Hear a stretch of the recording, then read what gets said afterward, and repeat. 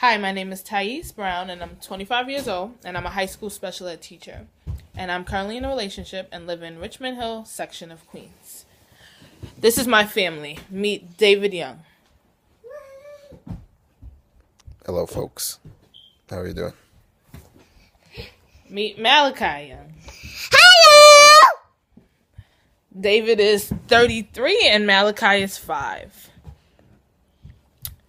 And we have some other people that you should meet too.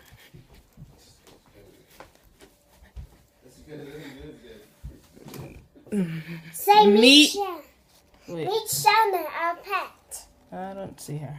Look at, put it in her face.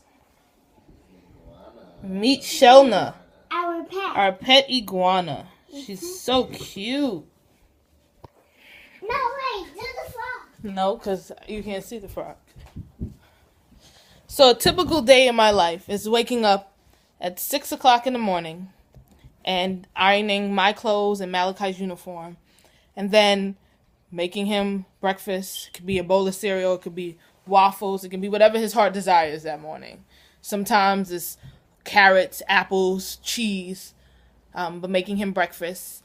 And after making him breakfast, I have to put him in the shower, wash his hair, put his clothes on, dress him, and then I have to do the same for myself. And brush Malachi's teeth because he doesn't like to brush his teeth properly. And then I make the bed, fold up his clothes, his pajamas, and I make sure to clean the bathroom before we leave in the morning. We have to be out by 7 o'clock in the morning, so I pack 7:30 in the morning, so I pack his lunch as well.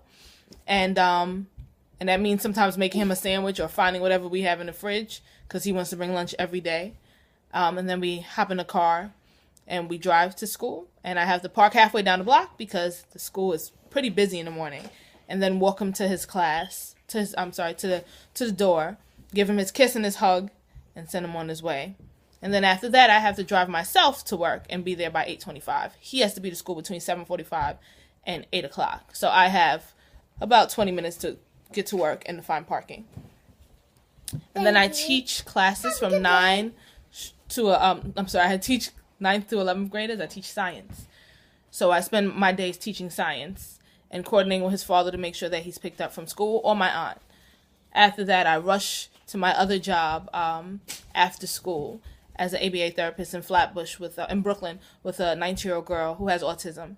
And I spend from about 4 to 6:30 there working with her. And then I rush to pick up Malachi from my aunt's house and make sure that his homework is complete, make sure that he's eating dinner. And once he comes home, it's just time for him to relax, take a bath if he didn't take one that morning, and get into bed. Sometimes he's allowed to play games.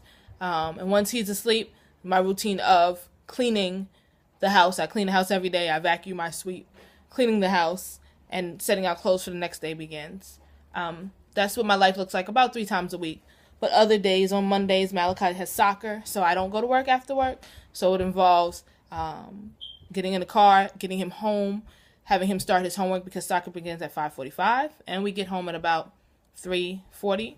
So having him start his homework and hopefully getting it done before we leave to go to soccer because it's pretty late when he gets back. And while he's doing his homework, I'm trying to make sure that dinner's ready. So when we get back from soccer, he can actually eat dinner. I was going to the gym pretty steadily in the summertime, so that's going to be incorporated back into my routine, hopefully really soon as well. And then sometimes on Fridays and weekends, it just is a lot of auditions and photo shoots for Malachi. Soccer games Saturday morning. Once basketball season comes, he has basketball games Saturday morning and acting classes on Sunday. So, very busy. My day tends to, I tend to not get home most days before 8.